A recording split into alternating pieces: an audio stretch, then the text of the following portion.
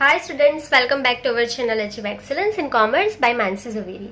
सो आज हम accountancy part 2 इसमें lesson number 4 analysis of financial statement सीखने वाले हैं। सो लेसन बहुत ही इजी है, 4 मार्क्स का एक सम आने वाला है। सो उससे पहले आज हम बेसिक जो थ्योरी में आपको आ सकता है section A and section B में, वो सारी चीजें आज हम यहाँ पे सीखने वाले हैं। चलिए, सो वीडियो को स्किप मत करना, पूरा देख लेना ताकि पूरी थ्योरी आपको समझ में आ जाए अच्छे से और आपके वहां पे भी मार्क्स कट ना हो। सो लेसन का नाम आपको पता ही है, एनालिसिस ऑफ फाइनेंशियल स्टेटमेंट। तो फाइनेंशियल स्टेटमेंट का आपको एनालिसिस करना है, यहाँ पे लेसन के नाम से ही आपको पता चल गया है। सो पहले फाइनेंशियल स्टेटमेंट क्या होता है, तो फाइनेंशियल स्टेटमेंट जो है वो हम 11 से बनाते आ रहे हैं। आपको जैसे पता ही है कि अकाउंट्स जो है वो जर्नल से स्टार्ट होता है। तो अकाउंट जब भी हम लिखते हैं उसमें रूल फॉलो करते हैं, बेसिक प्रिंसिपल्स जो होते हैं उसके अकॉर्डिंग टू ही अकाउंट्स लिखते हैं और उसकी स्टार्ट जो है वो जर्नल से होती है। जर्नल से लेके आपने फिर पोस्टिंग किया था, बहुत सारी चीजें सीखी, ट्रायल बैलेंस सीखा। उसके बाद लास्ट में जो हमने सीखा था 11th में, वो था trading account, P&L account and balance sheet. ठीक है, तो ये हमारे फाइनेंशियल स्टेटमेंट्स है। तो फाइनेंशियल स्टेटमेंट्स में क्या क्या आता है, यहाँ पे हम लिखेंगे फाइनेंशियल स्टेटमेंट में आपका trading account, then P&L account, फिर आपका balance sheet, then cash flow statement जो है, जो हमारा लेसन नंबर 6 है, जो हम सीख चुके हैं। ठीक है, कैश फ्लो स्टेटमेंट है। उसके बाद फंड फ्लो स्टेटमेंट, ये अगर आप कॉलेज में अकाउंटेंसी आपका सब्जेक्ट होगा तब आप पढ़ोगे। कैश फ्लो स्टेटमेंट के बाद फंड फ्लो स्टेटमेंट। ठीक है, ये जो सारे स्टेटमेंट है वो फाइनेंशियल स्टेटमेंट है। तो इन्हीं का हमें यहाँ पे एनालिसिस करना है। पर पूरे लेसन में जो टॉपिक आपके इस साल स्किप हो गए हैं उसकी वजह से आपको मेनली जो करना है वो P&L अकाउंट से ही आपको सम आएगा 4 मार्क्स के लिए। ठीक है, बैलेंस शीट के सम 1-2 सॉल्व कर लेंगे, पर वो थोड़े ज्यादा बड़े होते हैं, तो 4 मार्क्स के लिए उसका वेटेज जो है वो सम जो है वो थोड़ा ज्यादा हो जाता है। ठीक है, तो इसके लिए बैलेंस शीट बहुत ही कम बार आता है, P&L पे ज्यादा मेहनत करना है इस साल। ठीक है, चलिए, तो फाइनेंशियल स्टेटमेंट कौन से ये आपको पता चल गया। अभी आपको इसका यहाँ पे एनालिसिस करना है। ठीक है, तो अभी बेसिक समझ में आ गया। तो फाइनेंशियल स्टेटमेंट की डेफिनेशन जो है वो 1 मार्क्स के लिए आपको पूछी जा सकती है। तो यहाँ पे हम लिखेंगे financial statement.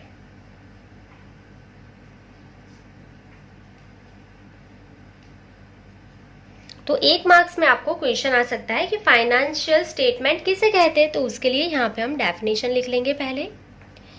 Financial statement are financial statements are those statements which provide the result of different financial aspect of the entity। 1 marks के लिए क्वेश्चन आ सकता है व्हाट इज फाइनेंशियल स्टेटमेंट। तो फाइनेंशियल स्टेटमेंट क्या होता है, तो फाइनेंशियल स्टेटमेंट आर दो statement which provide the result of different financial aspects, double S लिख लिया मैंने, एस्पेक्ट्स ऑफ द एंटिटी। ठीक है, तो ये फाइनेंशियल स्टेटमेंट होता है। उसके बाद आपको पूछा जा सकता है कि फाइनेंशियल स्टेटमेंट हम क्यों बनाते हैं। ठीक है, फाइनेंशियल स्टेटमेंट बनाने की जरूरत क्या है, तो मोस्टली आपको एमसीक्यू में ये क्वेश्चन आ सकता है। तो इसके लिए मैं बहुत ही शॉर्ट में लिख रही हूँ, objectives of financial statement.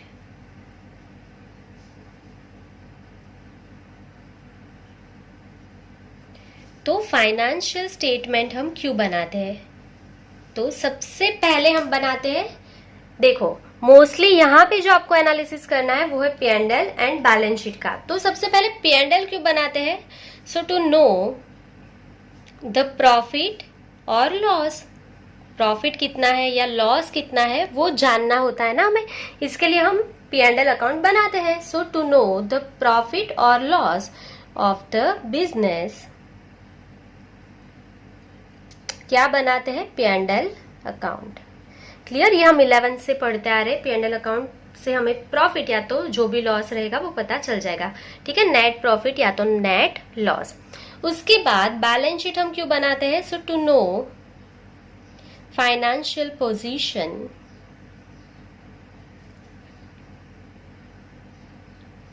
Of the business.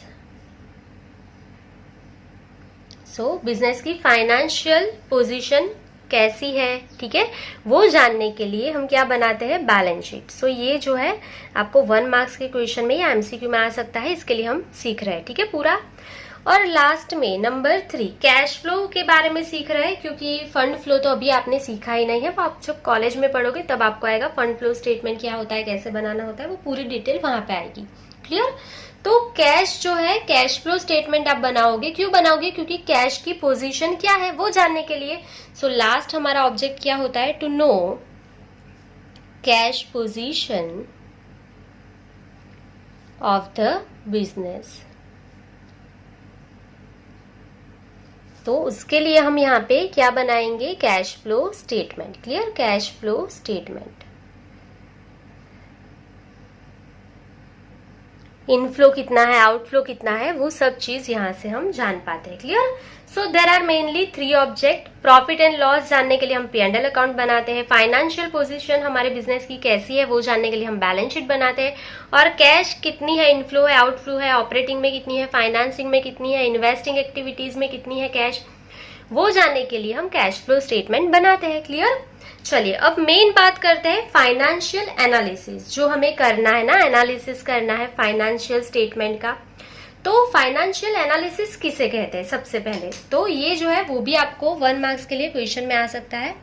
So financial analysis,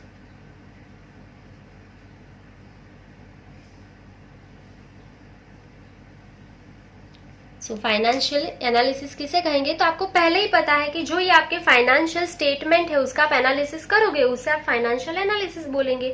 तो यही चीज आपको लिखनी है डेफिनेशन में। So interpretation of information and result which are given in financial statement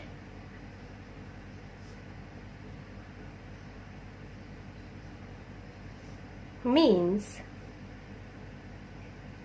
financial analysis.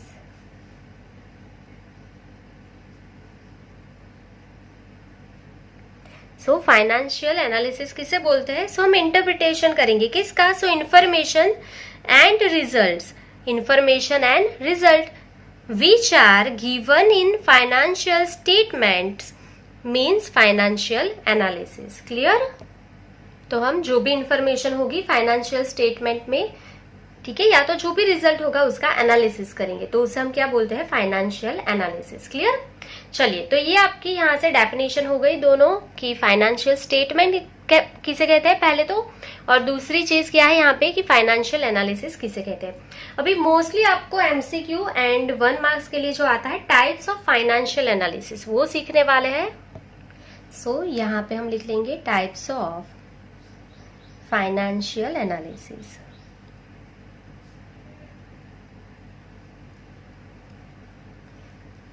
तो अगर आपने एमसीक्यू के गाला के पेपर देखे हैं, ठीक है, अकाउंट्स में, तो आपको पता होगा, वहां पे मैंने पूरा एक्सप्लेन किया था आपको। अगर नहीं देखा है फिर भी कोई बात नहीं। So there are mainly 3 types of financial analysis, ठीक है।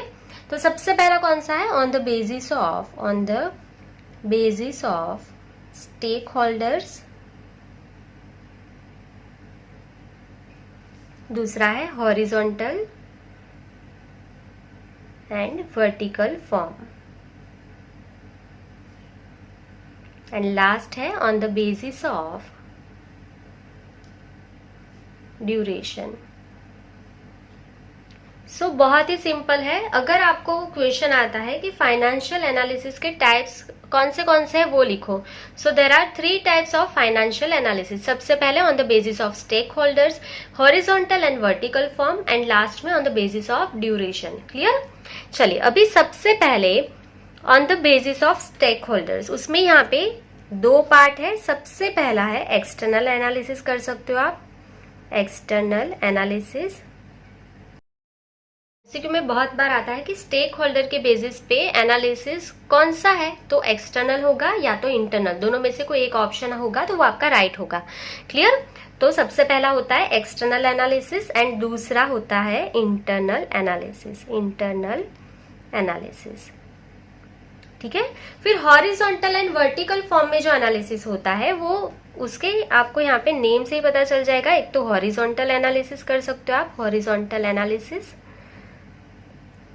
एंड दूसरा कर सकते हो वर्टिकल एनालिसिस।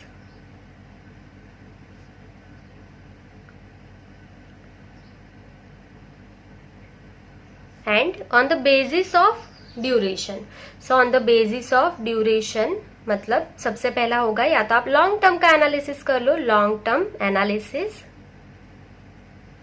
एंड दूसरा हो जाएगा short term analysis, short term analysis. ठीक है, या तो आप लॉन्ग टर्म का एनालिसिस कर सकते हो या तो शॉर्ट टर्म का एनालिसिस कर सकते हो। सो ये जो है मेनली टाइप्स है फाइनेंशियल एनालिसिस के, आपको लर्न कर लेना है। On the basis of stake holder external and internal analysis कर सकते हो आप। हॉरिजॉन्टल एंड वर्टिकल फॉर्म में हम horizontal analysis and vertical analysis कर सकते हैं। And on the basis of duration हम long term analysis and short term analysis कर सकते हैं। ठीक है, सो मोस्टली एमसीक्यू जो होते हैं 1 मार्क्स जो होते हैं वो यहीं से आपको आ सकते हैं। क्लियर? अगर यहाँ से नहीं आएंगे तो आपको फिर डेफिनेशन आएगी कि what is horizontal analysis, what is vertical analysis, what is external analysis, what is internal analysis. या तो फिर ये क्वेश्चन हो सकता है कि horizontal and vertical form analysis में कौन से टाइप होंगे, तो हॉरिजॉन्टल एंड वर्टिकल होंगे। क्लियर? चलिए, सो ये जो पेज हमने यहाँ पे लिखा है वो बहुत ही इंपॉर्टेंट है एमसीक्यू के लिए, 1 मार्क्स के लिए, बार बार मैं बोल रही हूँ ये। सो ये आपको लिख लेना है और अच्छे से लर्न कर लेना है। चलिए नेक्स्ट पेज पे जाएंगे और डेफिनेशन सीख लेंगे क्विकली।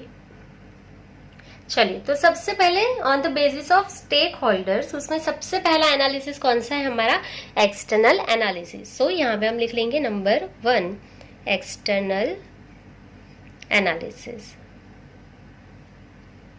सो एक्सटर्नल एनालिसिस किसे कहते हैं, तो सबसे पहले वो समझो कि जब एक्सटर्नल पार्टीज होती है, जैसे कि गवर्नमेंट एजेंसीज होती है या कोई अदर फाइनेंशियल इंस्टीट्यूशंस होते हैं, ठीक है, तो जो एक्सटर्नल पार्टीज होती है ना, वो इन्वेस्टमेंट करने के लिए हमारी कंपनी में अगर उनको इन्वेस्ट करना है तो उसके लिए वो हमारे फाइनेंशियल जो भी स्टेटमेंट है उसका एनालिसिस करती है ना, तो उसे हम एक्सटर्नल एनालिसिस बोलते हैं। क्लियर? तो सिर्फ मीनिंग समझ लो तो डेफिनेशन आप खुद भी लिख पाओगे। तो यहाँ पे हम लिख सकते हैं एक्सटर्नल पार्टीज लाइक, सो वो कोई भी पार्टी हो सकती है, अगर वो गवर्नमेंट हो सकती है सो गवर्नमेंट एजेंसीज,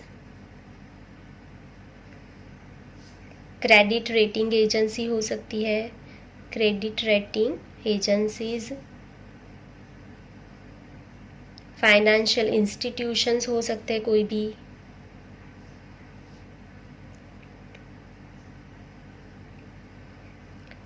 वो इन्वेस्टर्स हो सकते हैं, पोटेंशियल इन्वेस्टर हो सकते हैं।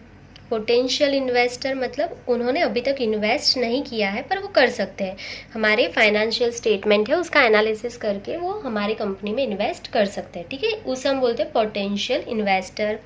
फिर जो रिसर्च कर रहे होते हैं रिसर्चर्स, ठीक है, वो तो बहुत सारे ऐसे हो सकते हैं, तो हम यहाँ पे क्या लिख लेंगे, etcetera take there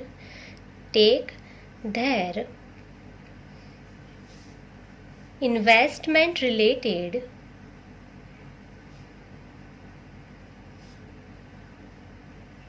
decisions through, so उनको हमारी कंपनी में इन्वेस्टमेंट करना है कि नहीं करना है, वो डिसीजन वो कैसे लेंगे, सो वो हमारे फाइनेंशियल स्टेटमेंट का एनालिसिस करेंगे। So through financial analysis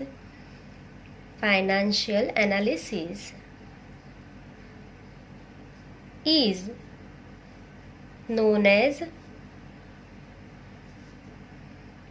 external analysis। Clear. तो कोई भी एक्सटर्नल पार्टी है जो हमारे फाइनेंशियल स्टेटमेंट का एनालिसिस करेगी, क्योंकि उनको हमारे जो भी कंपनी या फर्म है उसके अंदर इन्वेस्टमेंट करना है, इसके लिए तो वो जो एनालिसिस है वो एक्सटर्नल एनालिसिस कहलाता है। क्लियर। तो इंटरनल एनालिसिस आप खुद ही समझ जाओगे, इंटरनल एनालिसिस किसे बोलेंगे। सो इंटरनल एनालिसिस जो है वो इंटरनल एनालिसिस उसके वर्ड में ही लिखा है कि कोई एक्सटर्नल पार्टीज एनालिसिस नहीं कर रही है, ठीक है। जो हमारा मैनेजमेंट है कंपनी का वो ही जो है एनालिसिस करेगी कंपनी के फाइनेंशियल स्टेटमेंट का, कि लॉस हुआ है तो क्यों लॉस हुआ है, प्रॉफिट ज्यादा हुआ है तो किस वजह से ज्यादा हुआ है।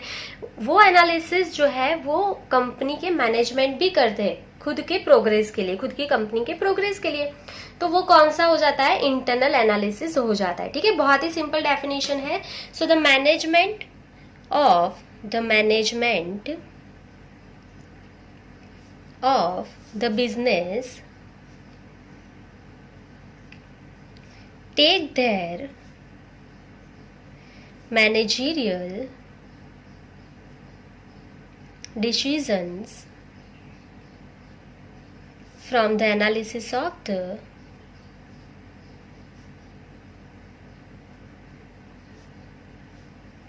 financial statements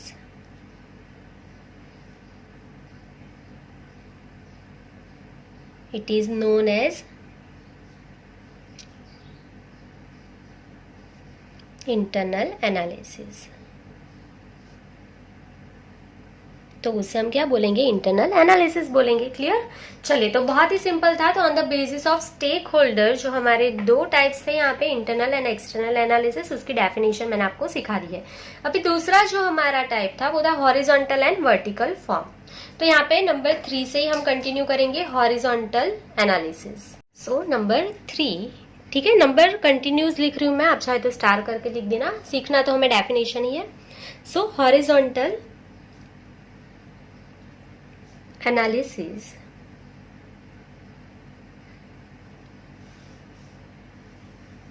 तो ये बहुत बार आता है बोर्ड एग्जामिनेशन में, अच्छे से सीख लेना। So when the comparison of financial statement of different years is done, then this type of analysis is called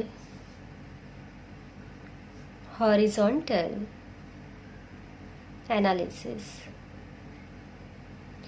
तो हॉरिजॉन्टल एनालिसिस किसे बोलते हैं, तो when the comparison of financial statement of different years is done, ठीक है। आप अलग अलग सालों को लेके उसका एनालिसिस कर रहे हो ना, तो वो कौन सा हो जाएगा, हॉरिजॉन्टल एनालिसिस हो जाएगा।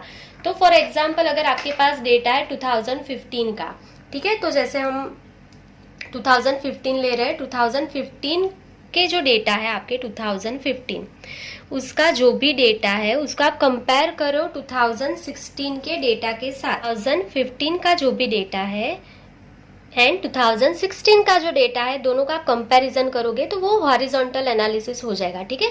तो 16 एंड 2017 का कंपैरिजन करोगे, या तो 17 एंड 18 का आप कंपैरिजन करोगे, ये दोनों सालों का, या 18 एंड 19 का कंपैरिजन करोगे, तो ये जो है वो हॉरिजॉन्टल एनालिसिस बोलते हैं, ठीक है। डिफरेंट ईयर का आप एनालिसिस कर रहे हो ना। या दूसरी चीज ये कर सकते हो कि 2015 को बेस ईयर ले लो कि 2015 में प्रॉफिट कितना था, उसके हिसाब से 16 में कितना है, 17 में कितना है, 18 में कितना है, ठीक है। तो ये भी कर सकते हो। ये दोनों एनालिसिस जो है वो हॉरिजॉन्टल एनालिसिस कहलाते हैं। क्लियर। चलिए नेक्स्ट, तो दूसरा होता है वर्टिकल एनालिसिस। वर्टिकल एनालिसिस, सो वर्टिकल एनालिसिस किसे बोलते हैं हम, so the comparative analysis for 1 year, ठीक है। यहां पे देखना, एक ईयर का एनालिसिस कर रहे हो among different units of different financial statements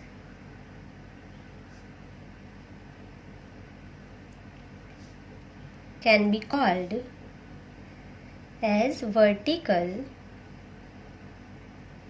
analysis. So vertical analysis किसे बोलते हैं? तो आपको सबसे पहले ये देखना है कि एक साल का डेटा ही यहाँ पे लेना है, 1 ईयर, ठीक है। अमॉन्ग डिफरेंट यूनिट कौन कैसे होने चाहिए आपके? डिफरेंट होने चाहिए। एंड फाइनेंशियल स्टेटमेंट भी डिफरेंट होने चाहिए, फाइनेंशियल स्टेटमेंट भी क्या होने चाहिए? डिफरेंट होने चाहिए।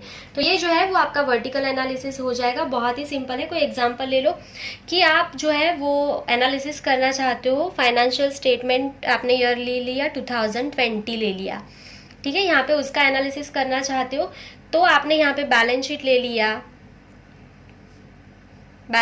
लिया, ठीक है। और दूसरी चीज आपने ले ली कैश फ्लो स्टेटमेंट। जरूरी नहीं है कि यही लोगे, पर ये दोनों चीज आपने ली, और ये दोनों चीज जो है वो ली आपने कंपनी ए के लिए, ठीक है। ये ली आपने कंपनी ए के लिए, और ये सेम चीज आप कंपेयर कर रहे हो balance sheet and cash flow statement, ठीक है। ये आप कंपेयर कर रहे हो किसके साथ? यहाँ पे कंपनी बी के साथ। तो ये जो है वो आपका वर्टिकल एनालिसिस हो जाएगा। ये 1 साल का होगा। यहाँ पे देखो साल अलग अलग है, यहाँ पे 1 साल का ही कंपैरिजन होगा, पर 2 डिफरेंट यूनिट्स का होगा, और डिफरेंट स्टेटमेंट को आप यहाँ पे कंपेयर कर सकते हो। तो वो हो जाएगा वर्टिकल एनालिसिस। क्लियर? चलिए, उसके बाद हमारा लास्ट जो था on the basis of duration, long term analysis and short term analysis. तो नंबर 5 लिख रहे हैं हम यहाँ पे। लॉन्ग टर्म एनालिसिस किसे बोलते हैं? सो बहुत ही सिंपल है, उसका जो मतलब यहाँ पे होगा वो आपको पता ही है। लॉन्ग टर्म एनालिसिस मतलब लॉन्ग टर्म के लिए जो एनालिसिस होगा वो लॉन्ग टर्म एनालिसिस होगा। तो कौन से स्टेक होल्डर है आपके जो लॉन्ग टर्म के एनालिसिस करते हैं? So many stakeholders like debenture holders, जिनको डिबेंचर लेना है आपकी कंपनी का, वो होते हैं डिबेंचर होल्डर्स। फिर financial institution,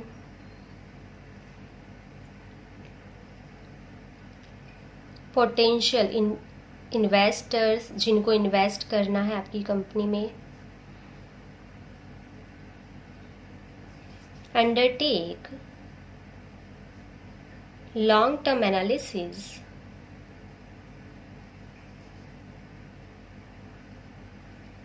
of financial statement.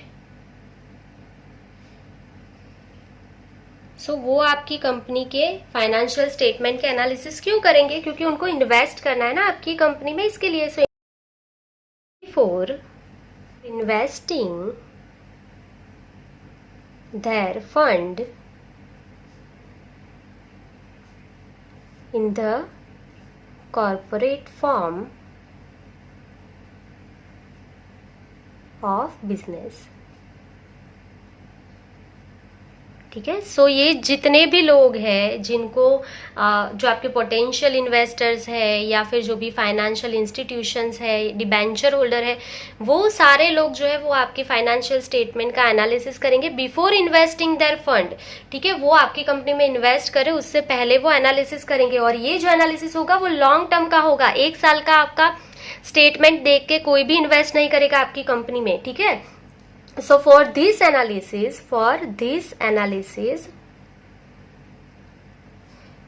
information of more than 1 year is needed, ठीक है। 1 साल से ज्यादा जो है उसकी इंफॉर्मेशन चाहिए तो ही वो एनालिसिस करके आपकी कंपनी में इन्वेस्ट कर पाएंगे। सो वो होता है long term analysis. Clear? And last था हमारा short term analysis.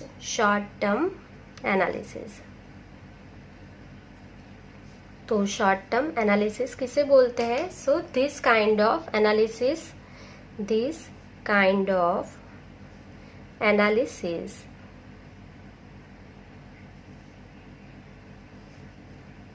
is used to measure short-term solvency और लिक्विडिटी, शॉर्ट टर्म सॉल्वेंसी और लिक्विडिटी ऑफ द बिजनेस। ठीक है, ये जो एनालिसिस है वो कौन करते हैं, तो शॉर्ट टर्म के लिए जो भी आपको पैसा देगा, शॉर्ट टर्म लेंडर्स जो होते हैं वो, या फिर आपके सप्लायर्स जो होते हैं ना, जो आपको सप्लाई करते हैं रॉ मटेरियल का, वो जो है वो शॉर्ट टर्म एनालिसिस का यूज करते हैं। ठीक है, आपको आगे लिखना है तो लिख सकते हो आप कि this kind of analysis is done by short term lenders, जो आपको शॉर्ट टर्म के लिए पैसा देने वाले हैं ना, वो आपकी कंपनी के फाइनेंशियल स्टेटमेंट देखेंगे कि आप उसके पैसे रिटर्न कर भी पाओगे या नहीं। तो short term lenders as well as the suppliers of raw material, जो आपको रॉ मटेरियल सप्लाई करेगा वो भी आपके शॉर्ट टर्म के लिए फाइनेंशियल एनालिसिस करेगा, ताकि उनको भी पता चले कि आप पैसे टाइम टू टाइम उनको रिटर्न कर भी पाओगे या नहीं। क्लियर? तो ये जो है सारे हमने टाइप सीख लिए विद डेफिनेशन। ये सारे डेफिनेशन अच्छे से समझ लेना, लर्न कर लेना, क्योंकि ये सेक्शन बी में मोस्टली आती ही आती है। सो आई होप कि आपको पूरा कॉन्सेप्ट समझ में आ गया होगा, कोई भी डाउट नहीं होगा। अगर आपको पूरा समझ में आ गया है, कोई भी डाउट नहीं है, तो कमेंट सेक्शन में कमेंट करके जरूर बताना। सो आज के लिए बस इतना ही। Thank you for watching, keep learning, take care.